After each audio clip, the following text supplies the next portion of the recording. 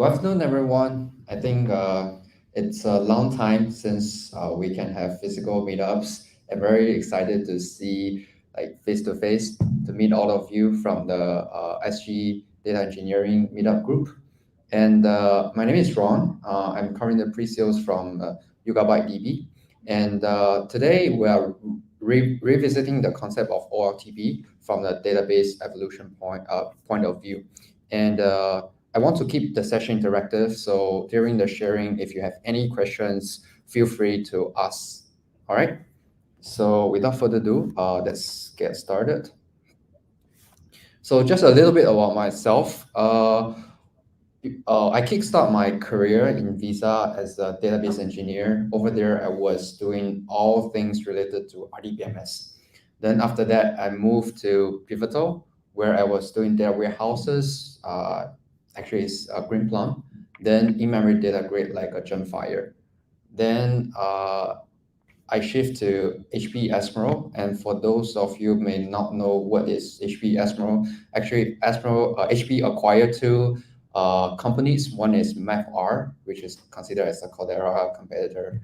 Then also a company called Blue Data. So they formed this analytics stack, consists of data platforms, AI, machine learning, as well as Kubernetes. Yeah, so as you can see, my background is all things around data. Yeah, happy to discuss anything around data as well. Yeah. So today's agenda, first I will talk about the database history, then followed by the OLTP system and some of the challenges in the OLTP systems. Then lastly, I will talk about distributed SQL and what is Yugabyte DB. So in the ancient times, like Egyptians, when they try to keep track of the data, what they are doing is they will use tokens and clay balls to represent inventory figures for the agricultural goods. And it actually lays the foundation for the ancient balance sheet. So, the tokens also gradually came to represent the trade transactions. So that's at the very, very ancient times. Then before 1950s, before the computer programs was actually invented, people used pen and papers to keep track of data, to keep track of transactions as well. So it may encounter human errors, and also when the data trying to accumulate, it becomes harder to keep it. And computerized databases started in 1960s. So when use of the computer became more cost-effective options, so as the prices dropped, so it becomes easier to shift the data storage and the databases to computers. And the database is just, as here shows, the database is just a collection of correlated data items. Those data items are organized and stored in a manner to provide the fast and easy access. And actually, the first data model was developed is called Hierarchical Model. So what it means, as the name suggests, it follows a hierarchy. So as the diagram on the right shows, we have, for example, we have a library. So in the library, we have magazines, we have books. So under books, we have engineering books, we have business books, so on and so forth. And this hierarchical model was first developed by NASA during the Apollo project. And then IBM developed the first IMS database, and it has several advantages. For example, the IMS DB processing age is very fast as comparable to IBM DB2, which was invented much later. But there were some drawbacks as well. For example, you have to predefine the tree structures, which will reduce the flexibility. Then the second one is it becomes very difficult to manage it. And throughout today's session, if there's only one person you need to remember, it's not me, it's him. His name is E.D. Colt. He's actually the father of relational databases. He was an English computer scientist who was, while he was working for IBM, he invented this relational model for database management system, also which lays the theoretical foundations for the relational database management system as well. And there were two prototypes. One is Ingress, which developed by UBC. The other is more famous, developed by IBM, called System R. And in 1976, a new database model called Entity Relationship, ER, was proposed by P. Chen this year. And this model was actually invented, which made it possible for designers to focus more on the data applications instead of on the logical table structures. And in 1980s, we have the structured query language, which then, in short form SQL, became the standard query language selected by American National Standard Institute in 1986. So you can have different kind of manipulations and manipulations to the data through different commands like select, insert, update, delete, joins, indexes, etc. And 1990s actually served a very pivotal role in the advancement of database and database evolutions. So during the middle of this decade, the booming of internet actually led to the exponential growth of the database industry. So as you can see some of the logos here, a lot of them are still being widely used until now. For example, some proprietary databases like IBM DB2, Oracle Database, SQL Server, for some open source examples like Postgres and MySQL. So with the foundation of the RDBMs brings and increased use of point-of-sale technologies, online transaction processing began to come of that age. So here I just want to make a distinction between the OLTP and the OLAP. So OLTP stands for Online Transaction Processing. The main goal is to conduct the rapid query processing, so store the data integrities in the multi-access environment. And in order to have the successful transactions, you need to maintain the transactions must be atomic, consistent, isolated, as well as doable, which is in short form ACID compliant. And on the other hand, for OLAP systems, they are mainly for the analyzing a large amount of data, where those data normally be kept in data warehouses or data lakes. And the main use of the OLAP is to get more business perspective from or business insights or market trends from the data. Then in the late 20s, NoSQL databases came into picture. So many people think that NoSQL stands for not or no SQL, but actually it's not. NoSQL stands for not only SQL. So they have to coexist along with the SQL databases rather than replace them completely. So NoSQL databases are designed for certain use cases or workloads. Let's take an example. If for one application which doesn't require consistency or transactions, let's say you take out your phone and open up the Facebook and you're trying to get the new feeds when you refresh it, it doesn't necessarily always give you the once you click refresh, it doesn't necessarily to give you the latest feeds last second, all the latest feeds, or it will strictly follow the time orders. It doesn't matter, right? It can be few seconds, few minutes, or few hours. And also, when the traditional RDBMs, when they were designed, it was not designed for scalability. For example, when Facebook users grow from the millions of users to billions of users, that scalability is really hard for traditional RDBMs to handle. And the second point is the traditional RDBMs were not designed for availability. So let me take the same example of Facebook. Let's say you are taking, you're playing the Facebook while you are taking an MRT. So even if the MRT breaks down, you still will want to play your Facebook. You don't want the Facebook to be down as well. So the NoSQL systems can provide the availability which the traditional RDBMS don't have. So there are multiple categories of NoSQL databases, like a document-oriented, key-value store, white column store, or even graph stores. Each one of them fit in the specific use cases. And we live in the age of data explosion, and it was projected that by 2025, our global data volume will reach 181 zettabyte. Just for some of you that may not know, like zettabyte, 1 zettabyte actually equals to 1 billion terabyte. If it is hard to imagine, so let's put those data into physical terms. Like if those data translate into the Blu-ray disc, it can take you from Earth to the moon 23 times round trip. Yeah.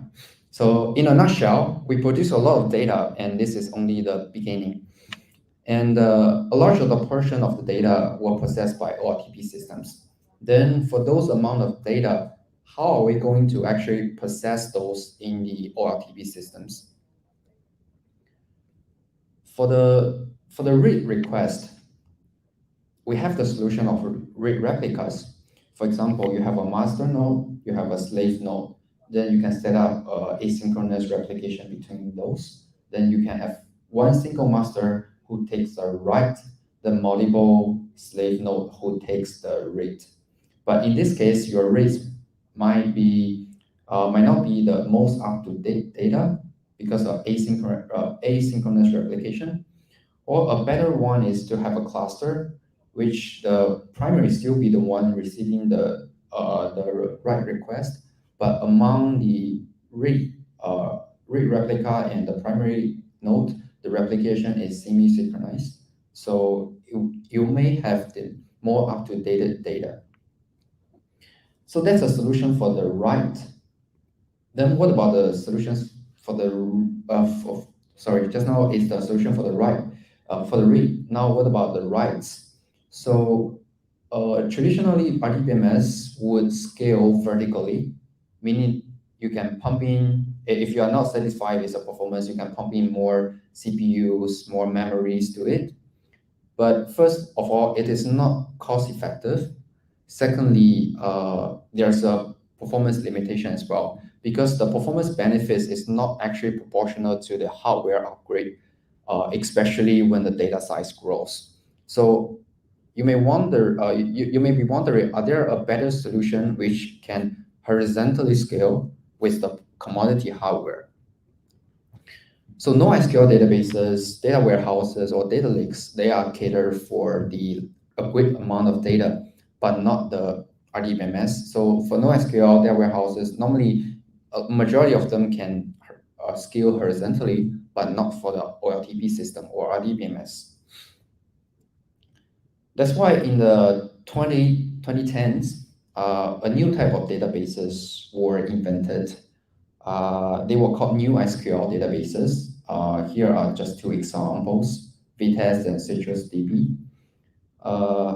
So in a nutshell, those databases were actually built on top of the open source RDBMS, for example, MySQL or Postgres. Then on top of those databases, they are building a middleware layer, I would say. And what that middleware layer is doing is that they will help you to kind of shard the data. So for example, one table, you can shard it into four different partitions. So in this case, the data can be horizontally scaled. You can add a more node and shard the data. But there's also drawbacks.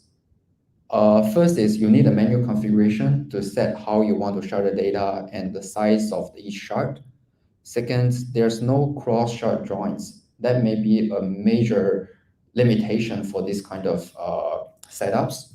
Then you only have the asynchronous read replica, and all the database nodes can only exist in the same region. and there's a lot of operational overhead.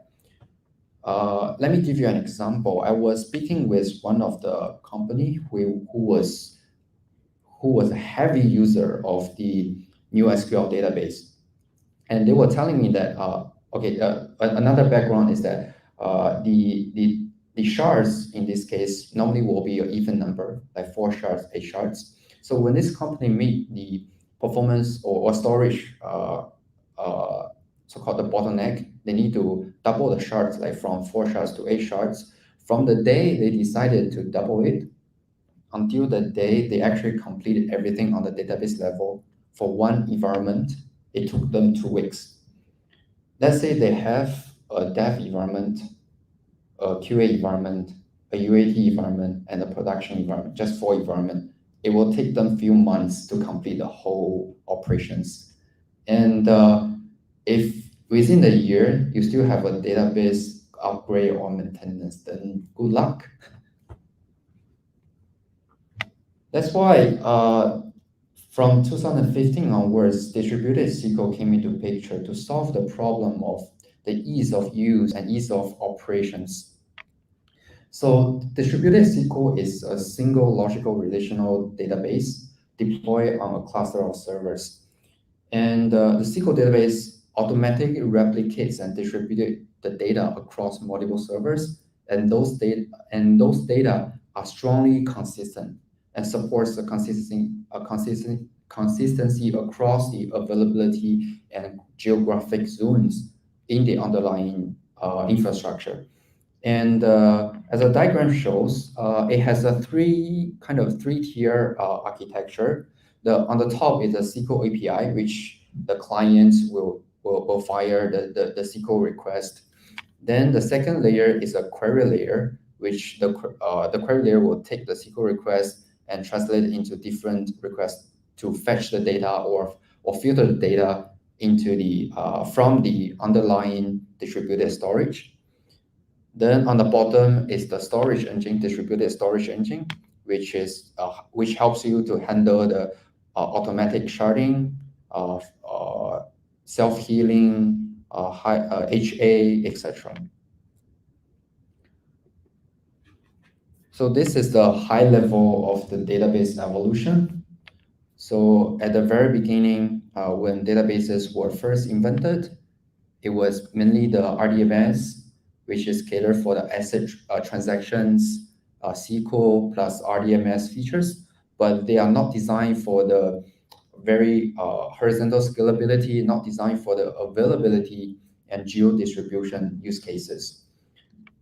Then we have the NoSQL databases, which have all these capabilities, but to some extent, they may not have a very strong support for the asset transactions or RDBMS features, for example, the triggers, store procedures, foreign keys, referential integrities.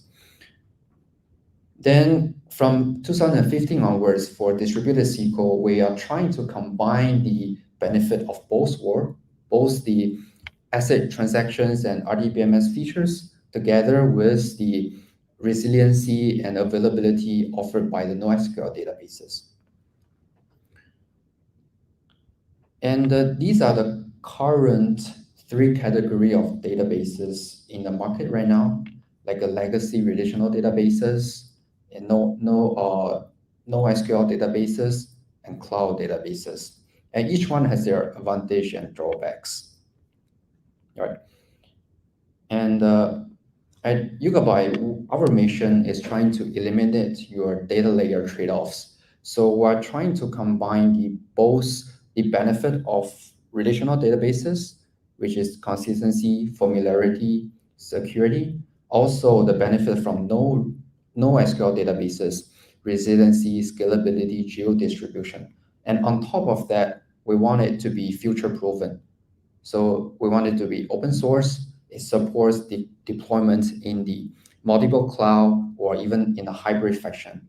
So just one liner, Yugabyte DB combines the best of all worlds with 100% open source distributed SQL database for any cloud. Then here is a very high level architecture of Yugabyte DB. So it has 2 layers. On the top is a pluggable query layer, then bottom is the distributed transaction storage layer. So for the query layer, currently we offer two APIs. One is YSQL API, which is Postgres compatible. The other one is YSQL, which is, Cassandra compatible. We actually took over the query layer from the open source Postgres and do a little bit modification. That's why we can support almost all the RDBMs features that is in the Postgres. And the bottom layer is the distributed transaction storage layer, which will do the automatic sharding, load balancing, distributed transactions, replication through the rough consensus algorithms. So the storage layer is where the magic actually happens. I will deep dive into these two layers later. And for the bottom infrastructure, you can literally deploy it anywhere. You can deploy on AWS, GCP, Azure, and any flavor of Kubernetes like Tanzu, OpenShift, or even vanilla Kubernetes, and also in your on-prem data centers. And here, I just want to do a quick comparison between the traditional RDBMS, CloudDB, this NewSQL, and Distributed SQL. So in terms of the SQL API, actually the same, all provides the NCSQL support. Then for RDBMS capabilities, because the CloudDB, they built straight on top of the open source databases, so they provide both RDBMS and the CloudDB provides the best RDBMS capability, but we are also catching up. And in terms of resiliency, scalability, geo-distribution, those are the things that traditional RDBMS is lacking of, and we are delivering all of them from the NoSQL point of view. And we can deploy on any cloud. And in terms of performance, since the distributed SQL can be scaled horizontally, and every node can take the read and write, so the performance can increase if you add more nodes. And in terms of openness, because these three RDBMS are proprietary, so it is not open source. Also for the AWS Aurora, it is tied to the cloud vendor as well. But Vitess and Yugabyte DB are open sourced. And on the left-hand side is the Postgres SQL architecture. You have a client, then you connect to the Postgres query layer, then the query layer will direct the request to the storage layer. So for Yugabyte DB, we actually took over the query layer from the Postgres, then do a little bit of modification in order for it to interact with the underlying storage layer. So we in our Yugabyte DB, we call the storage layer DocsDB. It's a distributed, horizontally scalable storage layer.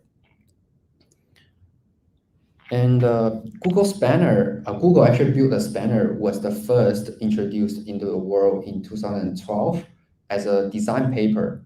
And it offers the distributed transactions, external consistencies, transparent failover across data centers. So since then, it has evolved into a globally distributed SQL-based RDBMS, which serve as a foundation for all the other distributed SQLs, including Yugabyte, CockroachDB, etc. So thanks to the Google.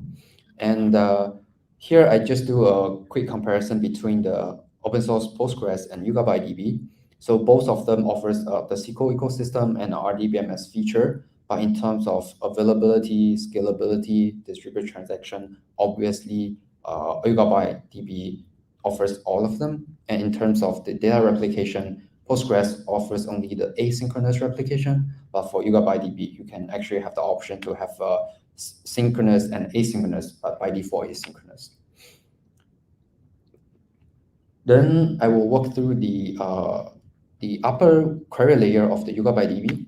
So for the green box, it is actually the Postgres query layer, and the three red box is the modification we have made to the open source Postgres query layer.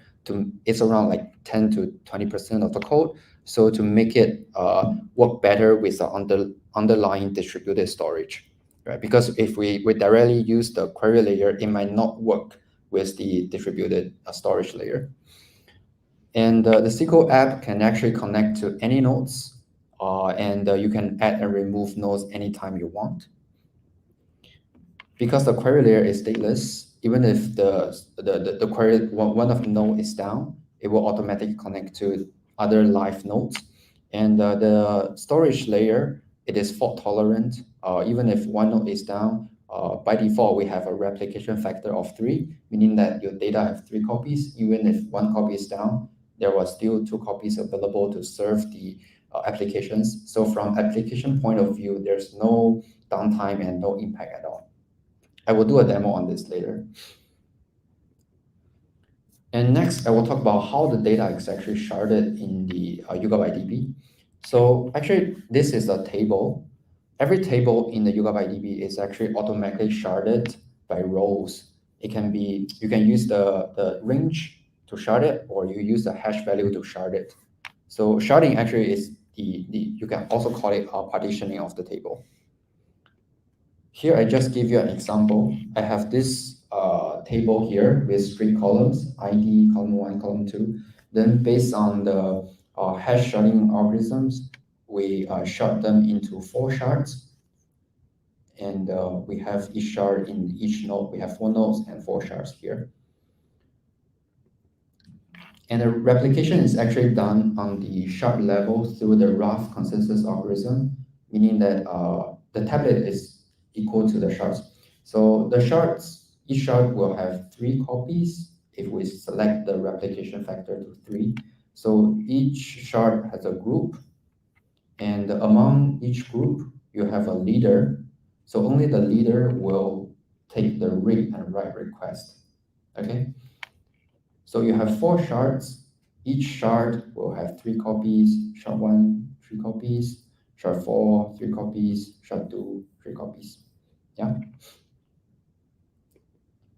In case one of the node is down, let's say in this case, our node 4 is completely down. So all the shards on the node 4 will be gone. And we will have this case.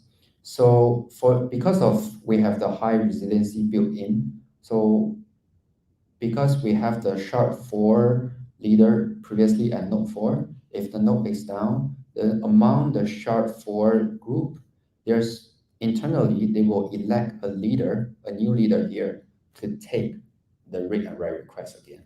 So in this case, from application point of view, there's no downtime, always available. And for the missing shards, then missing so-called the other followers, then they will try to make up a copy in other nodes as well, to make sure that, as always, each data will has 3 copies, or as you define the replication factor. And it will be the same case when you're trying to horizontally scale it. So let's say right now you only have 3 nodes, and you have 4 shards here, then obviously the node 1 has 2 leaders. It's not balanced. So let's say all the requests are hitting the leaders evenly, then obviously your node 1 will have more requests and highly likely will be a bottleneck. Then you are trying to add 1 more node to scale it. So what happens is that when you add a new node, then there will be a new replica to sync the data from the leader. Then we'll move the rest of the tablets evenly. So it will try to redistribute all the tablets to the different nodes. And it provides resiliency and strong consistency across different domains, like among the private cloud, or even in a hybrid model. You can have a cluster deploy into single region, multiple zones. For example, you can deploy on AWS Singapore in AZ1, AZ2, AZ3, or it can be a single cloud, multi-regions. Like you can deploy on AWS Singapore, AWS Japan, AWS Hong Kong, etc. It also can be a multi-cloud, multi-region deployment, like one node in AWS, one node in GCP, and one node in Azure. And this is actually one example from one of our top 5 retailer customer in the US. So they have the Yugabyte deployed in multiple regions. They have 27 nodes across 3 different Azure regions, US East, US West, and US South. And I'm not sure whether you still recall that a few years ago, there was a huge storm hit the Texas in the US, which caused a lot of troubles in terms of electricity and power outage. So the data center in the Texas actually goes down completely. But because of a resiliency capability built in with Yugabyte DB, actually from customer side, there's no impact at all. Their applications are continuous roaming. Okay, I've talked too much. As a principle in our Yugabyte, so we kind of have this concept of show, don't tell. So I will do a quick demo.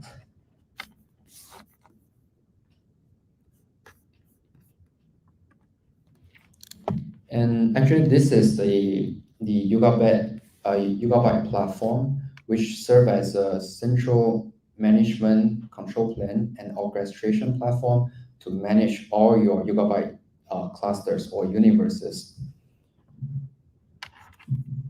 And here from the dashboard, you are able to see all the clusters you have and their status, whether it is running or it's paused or it is having some issue, and all the nodes you have. If you are running those on the public cloud vendor, you will have the cost as well. So the first thing you have to do is you can import your infrastructures here. So it can be AWS, GCP, Azure, Tanzu, OpenShift, any open source Kubernetes or managed Kubernetes. Also the on-prem data centers. Once you configure the provider, then you can easily create a new universe from here and select the provider, for example, AWS, and give a test name. And say I want to deploy into Mumbai, Singapore, Tokyo, and I want to have a 3 nodes replication factor of 3. So each region I will have 1 node, and I can select the instance type and how much storage I want to attach to it, how much IOPS I wanted for this EBS storage, and then you can select the version as well. Then hit create, then the cluster will be created. So I have already created a cluster here. It's a 3-node cluster. So once you click the cluster, you can see the cost, version is running, the total operations per second, latencies, data usage, the health check, etc. And you'll also be able to see how many tables are inside this cluster. Currently, I only have 1 table. And this will give the node informations. As you can see, I spin up this cluster on AWS in the Singapore region. And for each AZ, I have 1 node. And over here, you will be able to see the matrix from the database, like the operation per second, your latencies, performance. Here you will see the node matrix for CPU, memory, disk IOPS, and the network as well. Yeah. So what I'm going to do right now is I will connect to the management plane. Then I will go to the AWS and shut down one of the nodes while I'm running a workload. So you will see there's no impact to the workload. And when the node is down, within the 3 seconds, the new leader will be elected. Okay. So here I was trying to fire up the application. So the application is very simple. It's a containerized app then we'll send the request to the cluster. It actually runs as containers. Then I will till the logs.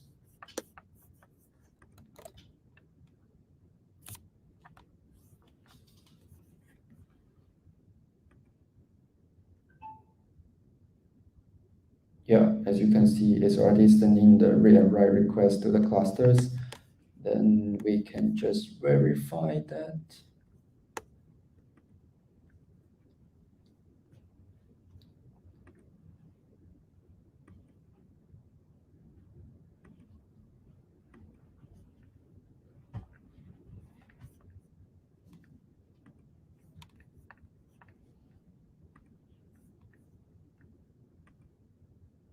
Yeah, we see the request coming in.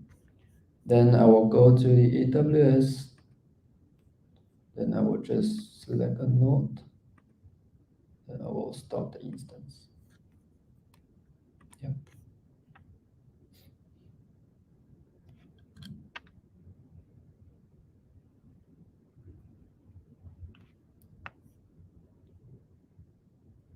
We didn't see any error over here. Then we go back to the management plan. Then after some time, one of the node will be shown as unreachable. So we set a time duration over there just in case it's just a network jitter. So it won't just straight away kick the node out of the cluster.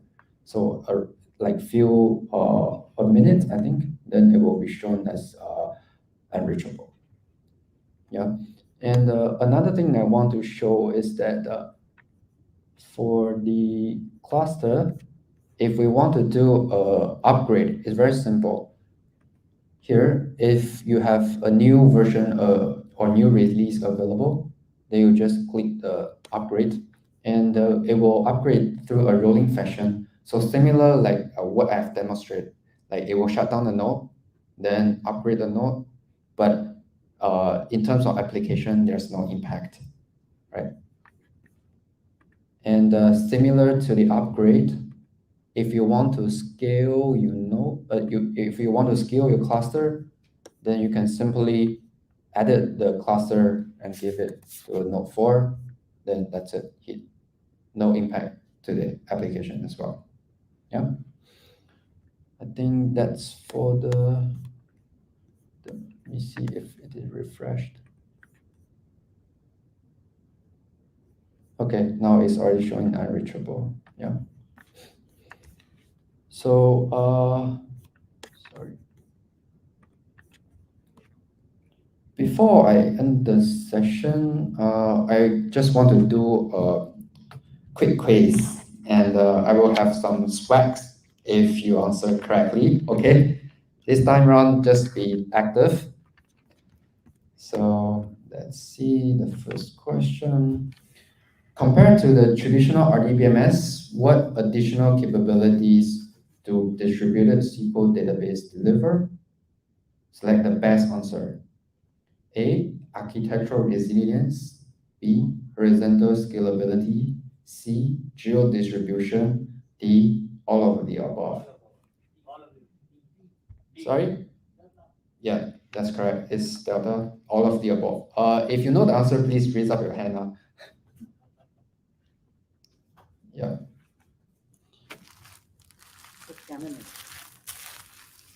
I just throw up the camera. Thank you. Okay, next one. Distributed SQL database have 3-layer architecture. Which layer provides the sharding, replication, horizontal scalability? A, SQL API layer. Second, distributed query execution layer. C, distributed data storage layer. D, none of the above. Yeah, correct. Here you go.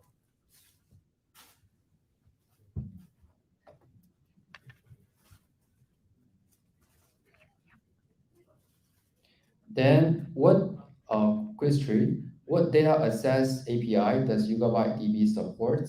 Select the best answer. A, YSQL, which is Postgres compatible. B, YSQL, which is Cassandra compatible. C, MongoDB, D, MySQL, E, both A and B, F, both C and D. I saw someone raising hand. Yeah. Sorry? E? Yeah, correct. It supports both YSQL, which is Postgres compatible, as well as YSQL, which is Cassandra compatible. Judy, can you help me give it? It's too far. Sorry, I won't go to Olympics. Okay, quiz 4. Yugabyte DB maintains the Postgres compatibility by A, rewrite the Postgres in Go language, B, taking the Postgres query layer and rewrite the data storage layer, C, take the full binary from Postgres, D, none of the above. Yeah. Sorry? D. B, yeah, correct. Almost. Thanks, Yuki. Next one. What consensus algorithm does Yugabyte DB and use on the storage layer for replication? A, Paxos, B, proof of work, C, proof of stake, D, Raft. Yeah, correct, it's Raft. So just for your information, all of these algorithms are actually widely used in the distributed world, like especially for B and C, proof of work and proof of stake are widely used in the cryptos or blockchain applications. Then Paxos is another popular consensus algorithm which is used in Google Spanner. Okay, this is the last question. So fast. Where can Yugabyte DB deploy? A, public cloud infrastructure, example AWS, GCP, Azure. B, Kubernetes, OpenShift, Tanzu, GKE, etc. C, on-prem data centers. D, all of the above. Okay, yeah, that's right. Which one should I get? Like far too many. Which one? The one, yeah, the guy. So I think that's all of my sharing. And if you are interested to try out Yugabyte DB, you can join our Slack channel and ask any questions you want. Also, can you guys do me a favor to start us on the GitHub since we are 100% open source? Thank you. And anyone has any questions, feel free to ask. There's a question. Yep.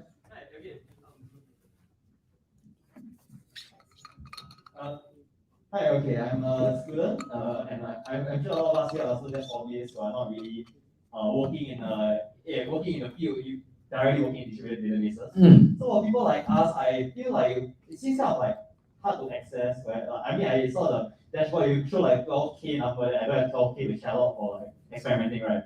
So like, how accessible would it be for us? Like, can we just like use it as in place of Postgres just because we're going to try it out or something like that? Yes, we have few offerings. The first one, or I would say the easiest one to try out, is the open source version. You can just go to the GitHub, then download the binary and install in your local. We have a client which can spin up the Yugabyte cluster on your laptop. It's very straightforward. Or you want to try the managed version from our side, you can sign up for the account and try out the Yugabyte managed. It's like a DBaaS solution. All right. Yeah.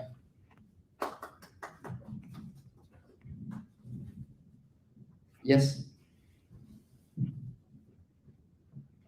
In the Web3 space, how would you define Yugabyte's solving the solution of decentralization of servers? You mean in the Web3 applications? That's a good question. If you ask me, I would say right now it is not a very good use case to put the OLTP system into a decentralized systems because actually they use a different kind of the concept or consensus algorithm to prove their work and all these things. Yeah. Do Do you get what I mean? Okay, so I think it is still a very unmature Yeah. market. I think that there are many more.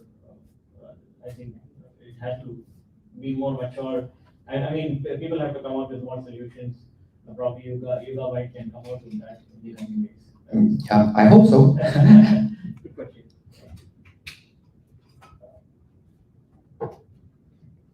Any other questions? Anyone? No more? No more t-shirt, that's why. I got a cap. Yeah, the cap. Wants a cap? You have to ask a question. What about the ones who ask? You got a t-shirt, man. Come on. Yeah, he has a question. Yes. See, caps always get questions. Yeah, so I just gone through your GitHub and it was licensed with 2 licenses. What should be with that?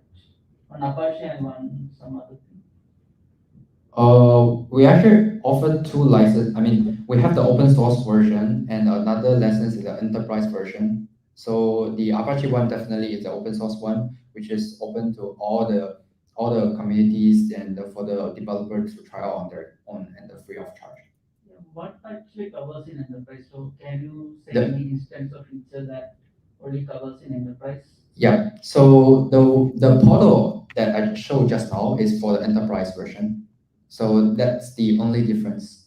So it will be easier for the enterprises to manage all your clusters. For the developer, like for a community user, maybe you just want to try out on your own for your own self project. You don't need so many clusters, right? I assume.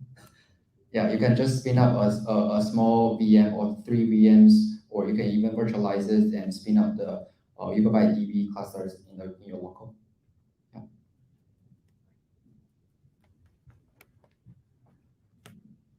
Yeah, I think that's all for my side, and thank you very much for attending today's session. I hope you guys learned something about the database, the evolution, as well as the OLTP system and distributed SQL. All right. Hope to catch up with you guys again next time. Yep. Thank you. Thank you, Ron. Thank you. I think it's a very useful presentation. So I think there's still some food, and please stay around to mingle and talk to people. I think it's the first physical meetup we have, so feel free to stay behind. Shall we also take a group photo? Yes. Yes. About here. Yeah. Which is the best place, Lawrence? In front, is it? Center. Okay. Yeah. Okay. Yeah. Let's come to the center and take a group photo.